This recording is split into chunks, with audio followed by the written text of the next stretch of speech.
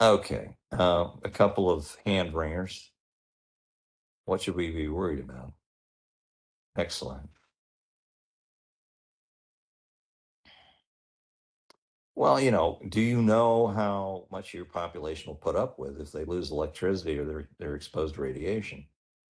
Um, Ukraine seems to get a gold star, probably on both counts. Saudi Arabia, Taiwan, UAE, Egypt, who knows? We know a little bit from the war experience, the loss of electricity in Russia, UK, France, and the Axis powers. They were pretty resilient to the loss of electricity. Will they be in the future? Don't know. Radiation leaks. It seems like every government presiding over serious radiation leaks tends to change. Um, at least we have 2 points. Soviet Union kind of collapsed. The LDP took over. Of course, there were other reasons for these collapses, but it was a very uh, annoying additional factor that helped push these folks out of power. I don't know what'll happen East Asia, Middle East. It's unclear. Just don't know. It's a great PhD topic how to figure out how to figure that out. I don't know if you can. All right, next slide. But that's an issue that you might want to have an answer to. Um, the insider threats here in the case of Ukraine were unique. Um, a member of parliament and former head of the nuclear utility turns out to have been a Russian agent. So he was in charge of making sure there were no insiders in Ukraine. Huh. Okay. Do you see a problem here? how do you how do you make sure that the people it isn't just now trying to prevent outsiders from becoming insiders. You have to look at the insiders to make sure they're not bought lock, stock, and barrel by the enemy. That is not how nuclear security experts think about nuclear security. Now they have to. They recruited employees. And of course, you're seeing that now. There just was essentially an assassination by the Ukrainian forces of one of the Ukrainians that they believe was turned by the Russians even before the invasion. Anyway, it's a different kind of problem. It's worse, and you got to worry about it in Saudi Arabia, Taiwan, NATO state, and of course, in the case of Taiwan, Chinese, Taiwanese, Saudi, Shia, Sunni. I mean, it's endless. I mean, it's not easy to figure out who to trust. Okay, next slide. Then you have this. This fellow was the head of the House of Commons Select Defense Committee, not just a pretty face. He sort of had a political future, may still.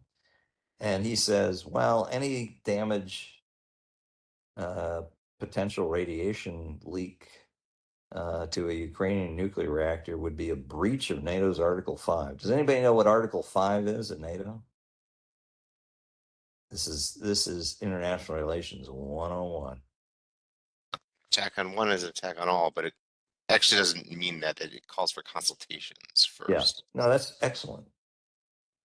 All right, you can come to the next snack and chat. Your value added. If you can mix that into your conversation, people will be impressed. All right. Okay. Good. Well, what the heck does that mean? Holy cow. Really? Okay. Maybe it's just a one off. Next slide.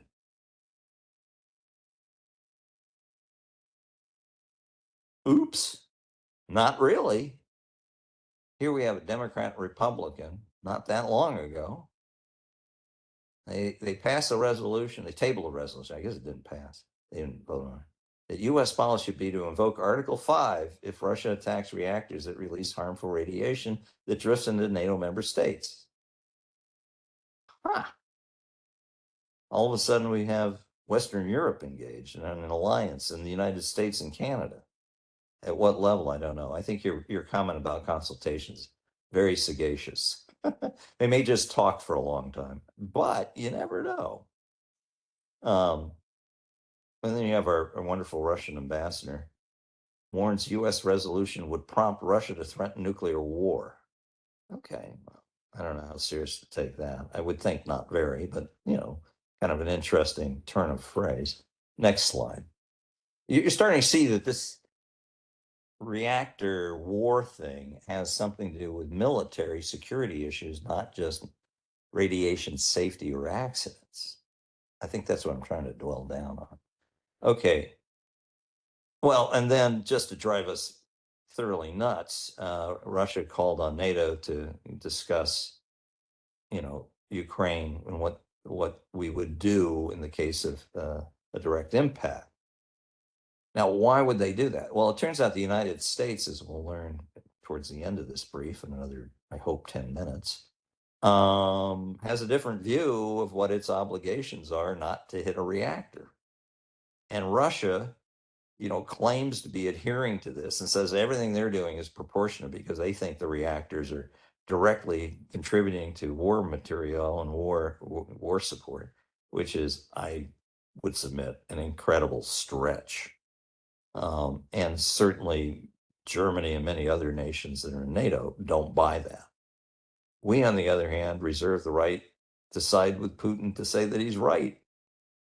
Can't make this stuff up. It suggests lawyering is quite a playful activity. All right, let's go to the next slide.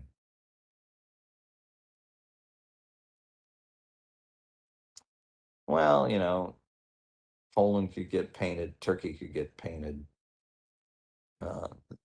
Those are NATO nations. Next slide.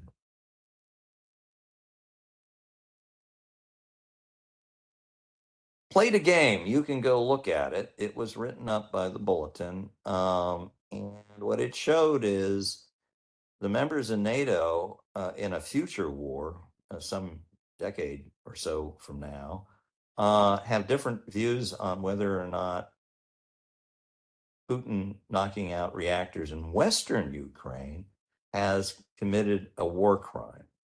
The Ukrainians appeal to the Poles. The Poles and the Ukrainians want to just whack some bases in Russia and proceed. It turns out Ukraine finally does it. We predicted the bases that they'd hit. Guess what? They've already hit them for other reasons after the game. I don't know that they read the game to figure that out. I think it's there are only so many juicy targets out there. But the point is that it paralyzed play, and we had to invoke Article 5 to keep Poland from collaborating with Ukraine. That's not a traditional use of Article 5, but heads up, that could be coming. All right. In other words, there are alliance military operational implications when these things get shot at. Haven't thought about any of this. Next slide. Henry, just a heads up, you have 12 slides to go. Okay. Well, there's Taiwan. Either the radiation goes away from the island or it paints the island. Heads up. Could be a lot of people leaving their homes, as in not just thousands or tens of thousands, but hundreds of thousands, possibly millions. How does that work if you're trying to defend the island? Next slide. Korea, the 6 months it goes one way, 6 months it goes the other. You want to take Japan and South Korea or keep them busy from other things that you might be doing. This might be a way to do it. Next slide. Hit a spent fuel pond. It's really a regional problem. This is Chernobyl on steroids. It could destroy or salt a nation. It's that bad. Didn't happen yet. Probably won't happen if anyone's sane. Next slide.